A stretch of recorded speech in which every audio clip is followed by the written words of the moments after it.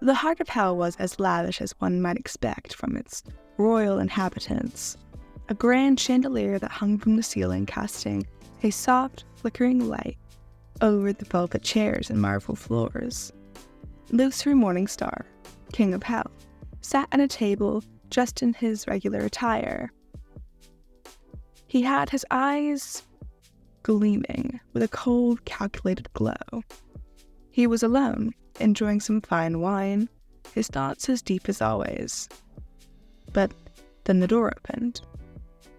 Wayne walked into the lounge, their presence drawing Lucifer's attention almost immediately. Wayne had been a recent acquaintance, someone he found rather intriguing. Not quite one of Hell's typical souls. Someone with a spark in their eyes, a glimmer of hope that couldn't be extinguished. His carefree attitude contrasted with the bleakness of Hell. And Lucifer had become fascinated by them. They smiled, a warm, genuine smile that could melt even the iciest of hearts. And Lucifer felt a pang of something he wasn't used to, an unfamiliar flutter of interest. As they approached the table, lips curled in a genuine smile. "Well, if it isn't YN," he said, his voice smooth as silk. "What brings you here?" Wyan's eyes lit up as they saw him. "Lucifer, I didn't expect to see you here." Lucifer chuckled. He set his glass of wine aside. "Hell is a vast, but we do tend to cross paths, don't we?" Wyan laughed, taking a seat across from him. The two of them had spent a few evenings talking and getting to know one another, though Lucifer had always kept things somewhat mysterious, holding some things back. He always was careful, always calculating, but Wyan seemed more than intrigued by his charming and then daunting behavior. Their conversation flowed effortlessly. Lucifer spoke of his reign, the responsibilities he carried, the oddities of Hell, the more eccentric residents. Wyan listened intently, asking insightful questions. Their chemistry between them was palatable, and for the first time in what felt like forever, Lucifer felt at ease. Perhaps it was because Wyan didn't fear him, as most of the others did. They saw him for who he was. A person, well, an undead person, but not the King of Hell. Someone with their own desires and vulnerabilities. As they continued to talk, the door to the lounge swung open once again, and this time, it wasn't just anyone. Alastor, the radio demon, entered with his wide, signature smile plastered across his face.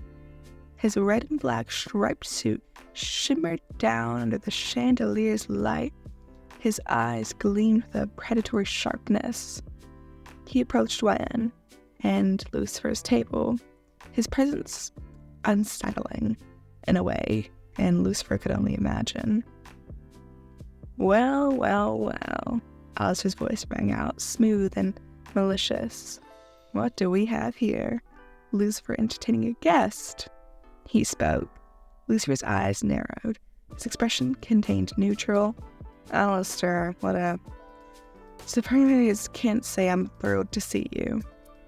Alastor chuckled, a haunting sound that echoed through the room. "Oh, I'm sure you're thrilled, Lucifer. After all, Wyan here has such interesting energy, don't they?" He turned his attention back to Wyan, eyes gleaming. "What brings you to the side of Hell? Not often we see someone so lovely here." Wyan raised an eyebrow, clearly not intimidated by Alastor's presence yet. "I'm just enjoying company with a friend." Lucifer, to his surprise, felt a sharp spike of irritation twist in his chest at Alastor's words. He didn't know why, but the sight of Alastor engaging with Wyan, his charm turned out to full blast. It just made him tighten his grip around his glass. He didn't often get possessive over anyone, let alone someone as new to his life as Wyan. But for some reason, Alastor's smug grin and flirtatious tone was grating too close to his nerves. Alastor slid to the next chair, leaning close to Wyan. "You know, Wyan," he purred, "Hell is a rather fun place to explore, a place of endless possibilities. Perhaps you and I could explore it more together. I can show you all of its hidden gems." He spoke. Ryan glanced at Lucifer, unsure of how to respond to the radio demon. But Lucifer had already straightened out in his seat, his voice smooth with an edge to it. "Alastor," Lucifer said calmly, though his voice had a dangerous undertone. "I don't think that Ryan needs your guidance. They're perfectly capable of exploring hell on their own." Alastor raised an eyebrow, clearly enjoying the subtle ounce of tension that was thick in the air. "Oh, I see," he said, voice dripping with mock innocence. "Forgive me, I didn't realize you had such a claim on our guest here." Lucifer's gaze sharpened. He was used to being the one who controlled the room, the one who people feared, but this interaction, this was something new. Alastor had always been a rival of sorts, both powerful in their own right, but now it felt personal. A part of Lucifer wanted to swipe the radio demon away, to remind him who really had the power in hell. "I don't claim anyone, Alastor," Lucifer said, his tone growing colder, "but I do appreciate when people respect my boundaries."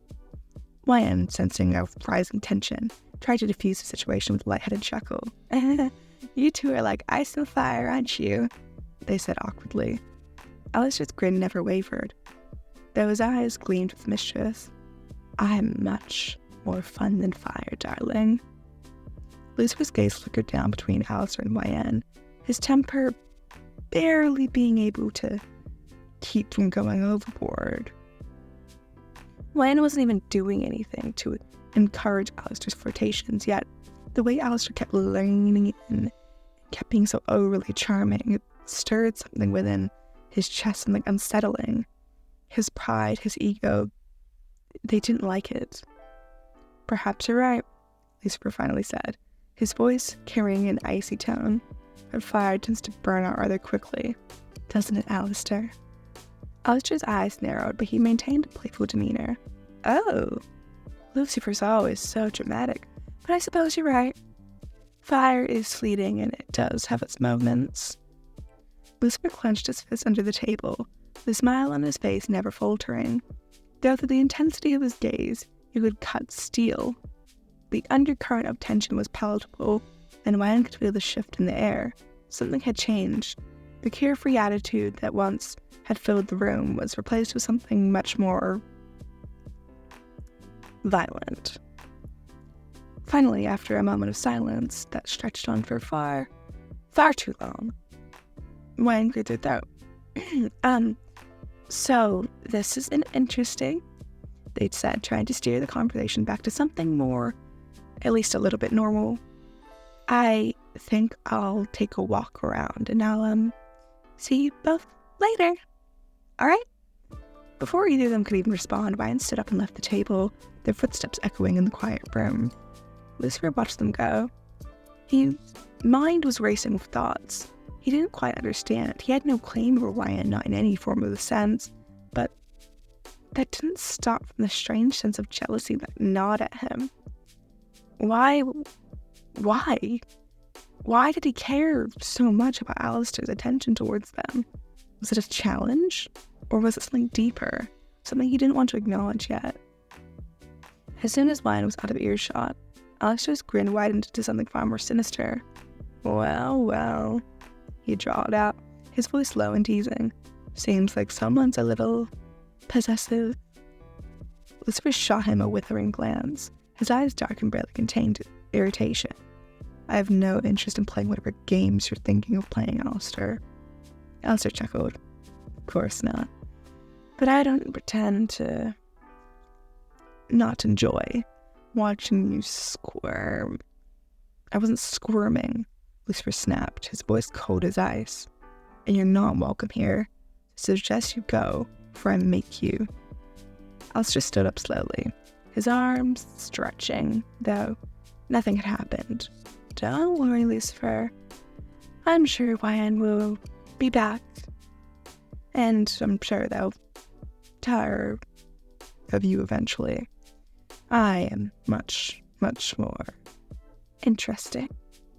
As Alastor left with a final taunt, Lucifer remained seated, his hand still gripping the edge of his table. His heart, or whatever semblance of it remained, pounded in his chest. He hated how Alastor got under his skin, hated how much he cared about what was happening between Ryan and the radio demon. And yet he hated it so much, he knew something had to change. It was something he couldn't just ignore. He didn't know how. Lisa remained in the lounge. Minutes passed before he realized he had risen from his feet. A silent decision made. He found himself walking through hell's twisted halls, searching for the only person who had managed to make his once guarded composure shatter. Ryan had sparked something within him, something he couldn't shake. After a brief search, he spotted Ryan standing alone in a dimly lit corner, gazing at the series of arcane murals that adorned the walls, the flickering shadows that casted a soft glow over them. "Ryan," he called out, softly, his voice gentler than usual. They turned their expression. Their face brightened up as he approached. "Lucifer," Ryan greeted, a smile tugging on their lips. "I was just admiring this place. Hell's stranger than I imagined, but oddly beautiful." He paused, setting their face before speaking. "I wanted to apologize for Alastor's antics. They can be tiresome." Ryan chuckled, their gaze holding his. "I can handle Alastor. But you look like you were ready to tear him apart back there." A hint of rare vulnerability flickered in Lucifer's eyes. "Maybe I was," he admitted, voice barely above a whisper. "But only because I don't like the idea of losing your attention to him or anyone else." Ryan's smile softened.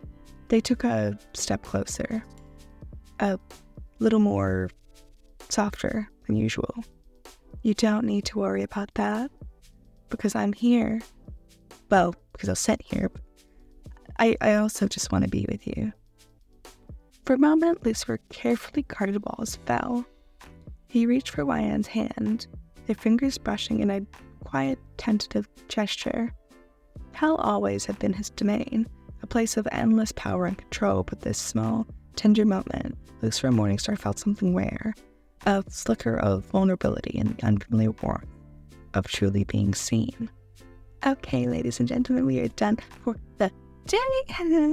I haven't done my outro in a while, so I thought I'd do it in this one. I thought this one was pretty good, so I'm trying to find my outro, because I always forget it. But I liked this one. I think I did a little good job on this one. But listen, thank you so much for watching. My Hazbin Hotel playlist in the description, the original fanfiction, and the... Oh, sorry. Oh my god, this is my old intro. I just remembered. Girl, this is my fanfiction, and I got in trouble. So thank you so much for watching. The link to my Hazbin Hotel playlist, the art used in the thumbnail, and my Instagram's also there if you want to DM me. I hope you enjoyed this. Make sure to leave who you want to see in the comments. Make sure to have a good day, night, afternoon, whatever. And remember, I literally love you so much. Bye. But I'm not actually going because I actually do want to talk. Who do you guys want to see? Because I ask you guys this pretty often. Well, I think it's been a while since I've actually asked. Because I just want to get some feedback. You know, who do you want to see? Who do you want to have videos on? You know, that thing. So I want to get confirmation on like who you guys want to see. Who you just want to do a video on, that kind of thing. Because I've actually been doing Bakugo a lot recently, which is odd for me because I don't think I did him in like 3 years, like before now, obviously. Yeah, but just tell me who you guys want to see, who you guys are just ready for, because I am very excited about doing some new videos, and I'll research that a little bit, and I'll write it, obviously. But anyway, I think it is actually time to go. Thank you so much for watching. Have a beautiful day, night, afternoon, whatever. And remember, I literally love you so much. Bye.